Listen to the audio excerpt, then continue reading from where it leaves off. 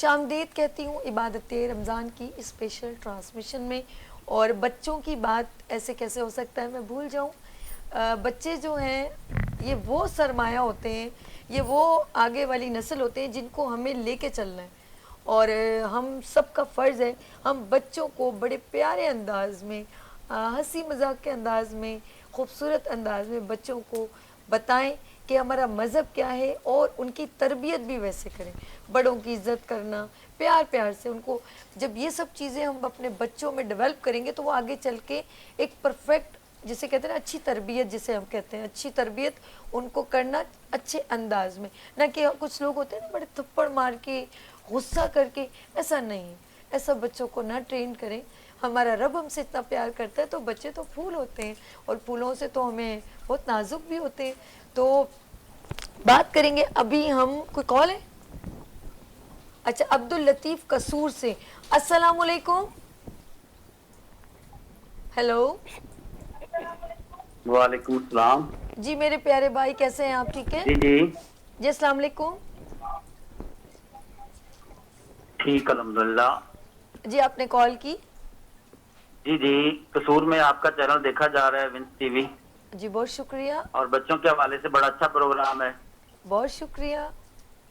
اور اہل بیت کے حوالے سے, کیونکہ آج سیدۃ النساء سیدہ فاطمہ الزہرا رضی اللہ تعالیٰ عنہ کا یوم وصال ہے, بے شک. تو جی دو جی شعر ان کی نظر کرنا چاہتا ہوں. جی سنائیے, جی سنائیے. تیری نسل پاک میں ہے بچہ بچہ نور کا, تو ہے عین نور تیرا سب گھرانہ نور کا.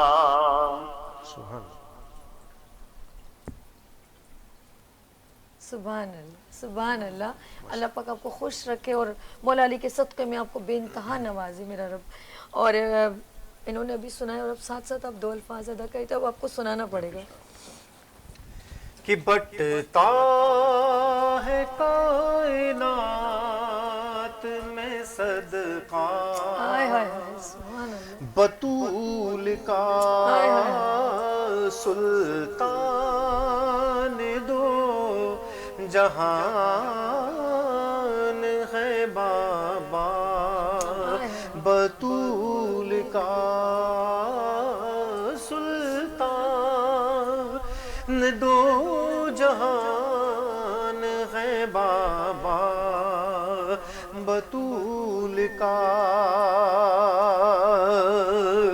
سچ ہے کہ میری ماں بھی ان کی کنیز ہے, یہ سچ ہے کہ میری ماں بھی ارے ان کی کنیز ہے. میرا ہے باپ دادا بھی منگتا, بطول کا سیدہ کا میرا ہے باپ دادا بھی منگتا, بطول کا. اور رہتی ہے میری دیکھ لو یہ موج لگی ہوئی, مجھ پر کرم ہوا ہے یہ کیسا, بطول کا سیدہ کا مجھ پر کرم ہوا ہے یہ کیسا, بطول کا. اور صاحب باجی شعر توجہ طلب شاعر لکھتے ہیں, کہتے ہیں کہ شامی بازار شام میں یوں حیران تھے کھڑے, ارے شامی بازار شام میں یوں حیران تھے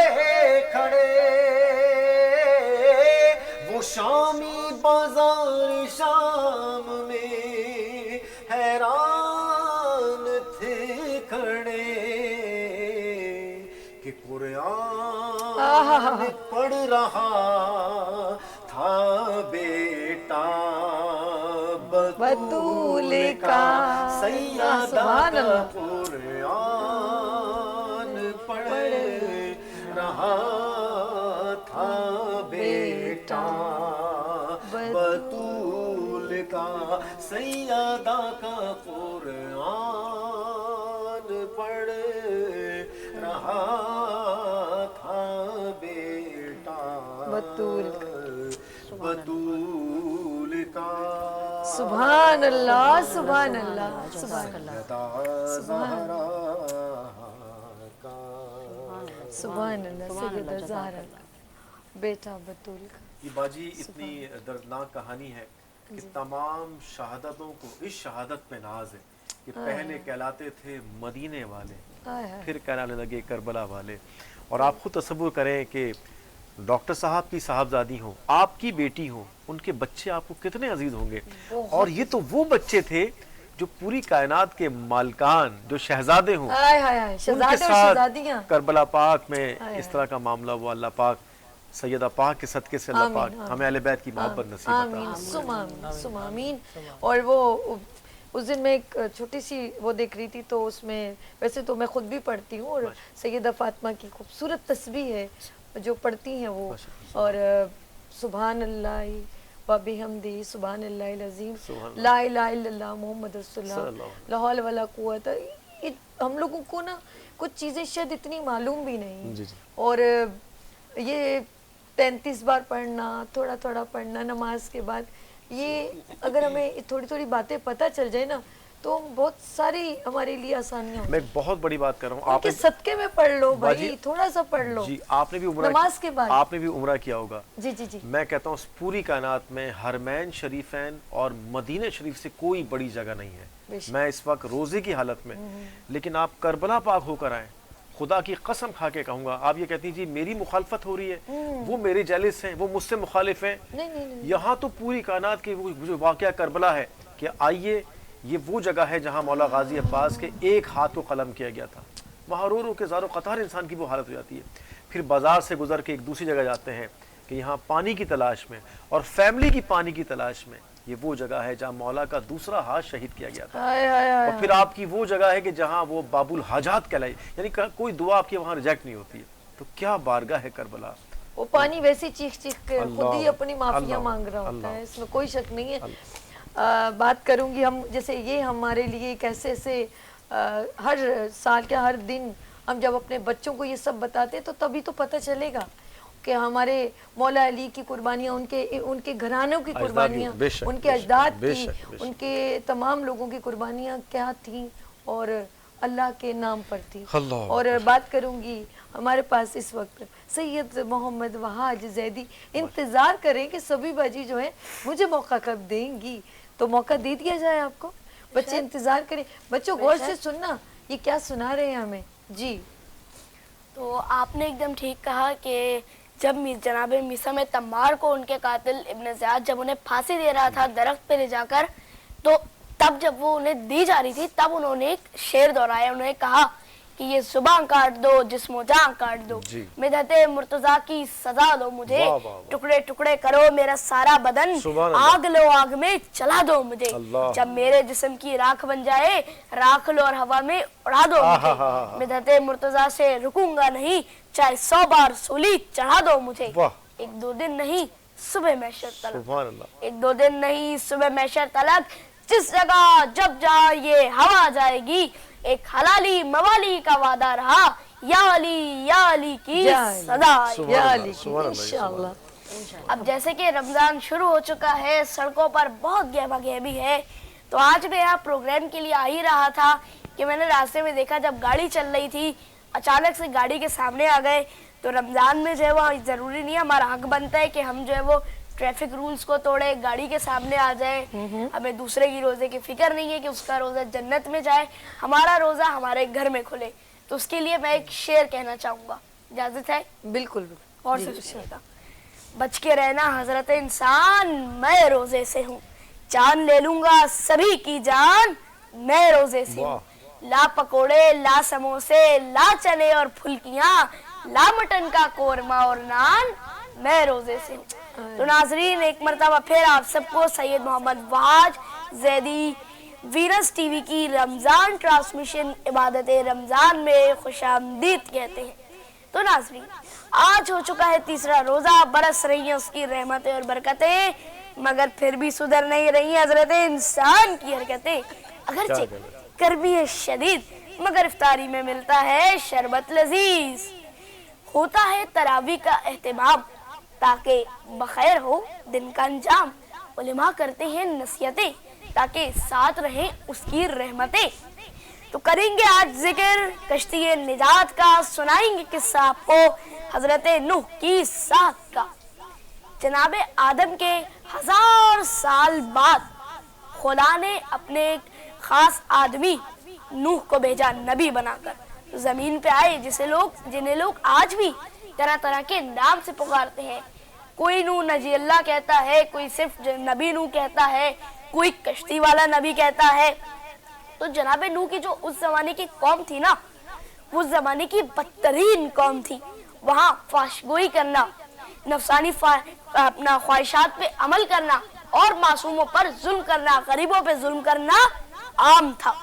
जनाब नूह बचपन से मना करते आ रहे थे, ये नहीं करो, ये गुनाह है, खुदा सिर्फ एक है, मगर वो मानते ही नहीं थे, बल्कि उल्टा उन पे पत्थर बरसाते थे और हंसते थे। और इतने पत्थर बरसाते थे कि जैसे रसूल खुदा पे जब पत्थर बरसते थे तो उनकी पेशानी का खून उनके पैरों से निकलता था, वैसे ही जनाब नूह की पेशानी का खून उनके पैरों से आता था। तो एक दिन जारी है, पता है आपको, उन्होंने 900 साल से भी ज्यादा तबलीग दीन की। तो एक दिन वो खुदा से गिरिया कर रहे थे तो आवाज़े गैबी आई कि ऐ नूह, तुम्हारी ये कौम अब निजात नहीं पा सकती। तो जनाब नूह ने कहा कि ऐ खुदाया, ये कौम तेरी इबादत नहीं करती, ये कौम मासूमों की, गरीबों की मदद करने को बुज़दिली समझती है, इन पे अज़ाब नाज़िल कर। तो खुदा ने कहा कि ऐ नूह, तुम्हारी कौम पे अनकरीब पानी का अज़ाब नाज़िल होगा। अब भला पानी भी कभी अज़ाब हुआ है? पानी तो एक नेमत है, मगर जब वो चाहे तो जिंदगी को अज़ाब बना सकता है। कहा कि तंदूरों से पानी उबलेगा, तुम एक कश्ती तैयार करो। अब जनाब नूह कश्ती के काम में लग गए। अब वो जिस पहाड़ की चोटी पे रहते थे, वहां ना तो कोई दरख्त था, ना तो कोई अपना लोहा था। तो खुदा ने उनसे कहा कि ऐ मेरे नबी, तुम जो खजूर खाते हो उसके जो बीज है, उन बीजों को जमीन में बोओ, उनसे दरख्त उगेंगे, उनसे कश्ती बनाओ। अब जनाब नूह बीज बो ही रहे थे कि फिर कौम आई, हंसते हुए कहने लगी, ऐ नूह, क्या तुम पागल हो रहे हो? तुम यहाँ कश्ती बनाओगे और वो भी इंजीर के, अपना खजूर के और इंजीर वगैरह के दरख्तों से? भाई ये तो सालों में उगते हैं, इनके पौधे भी बड़ी मुश्किल से उगते हैं, इतनी जल्दी कैसे उगेंगे? मगर कुछ दिनों में ही उनकी हंसी बंद हो गई जब उन्होंने ये देखा कि कुछ ही दिनों में उस दरख्त के पौधे उगना शुरू हुए और कुछ ही दिनों में फिर दरख्त भी उग गया। अब जनाब नूह लकड़ी के बड़े बड़े तख्ते बनाते, नीचे से लोहा लेकर आते, उस लोहे को पिघलाते, उसकी कीले बना के उस तख्ते में तो ठोकते और एक बड़ी सी जब कश्ती तैयार हो गई, जानते हैं 100 साल लगे थे उस कश्ती को तैयार होने में। अल्लाह अकबर, इतने साल। अब जनाब नूह ने कश्ती तैयार तो कर ली। अब जब लोगों को बुलाना शुरू किया तो बहुत कम लोग, यानी बहुत कम लोग उनके साथ आए। हालांकि कश्ती बहुत बड़ी थी, मगर आए जरा से लोग। बाकी सब कहने लगे, ऐ नूह, यहाँ पानी का अजाब नहीं आ सकता, और अगर आया भी तो हम पहाड़ों पर चले जाएंगे, इतना बड़ा अजाब थोड़ी आ सकता है। उन्होंने कहा कि तंदूरों से पानी उबलेगा। फिर हंसे। अब कुछ ही देर में उन सबकी हंसी खामोश हो गई जब उन्होंने देखा कि तंदूरों से पानी उबलना शुरू हुआ। अब वो लोग फिर से आराम से रहे। उन्होंने कहा तो कुछ देर का अजाब है, सही हो जाएगा। फिर बारिश भी शुरू हो गई। अब इस कुछ ही देर में इतना पानी ऊंचा हो गया, इतना पानी ऊंचा हो गया कि सबके घर डूब गए। अब उस कश्ती में 3 हिस्से थे। नीचे का दर्जा जानते हैं किसका था? जानवरों का। खुदा ने कहा था कि तुम हर जानवर का एक जोड़ा रखो ताकि उनकी नस्ल दुनिया में रहे। बीच का तबका था इंसानों के लिए ताकि इंसान रहे, जिंदगी रहे। और ऊंचा तबका था तमाम परिंदों के लिए। और ये कश्ती कोई आम कश्ती नहीं थी, जैसे आज की कश्तियां तो आम कश्तियां होती हैं, ऊपर से खुली होती हैं, बारिश का पानी भी अंदर आ सकता है, बारिश का पानी हो जाए, टूट जाए तो आ जाता है पानी। लेकिन ये कश्ती वैसे नहीं थी, ये कश्ती वैसे ही ऊपर से भी बंद थी जैसे नीचे से बंद थी। अब जब पानी बढ़ना शुरू हुआ, सारे घर डूब गए, तो सब बड़ी बड़ी ऊंची ऊंची पहाड़ों पे जाना शुरू हुए।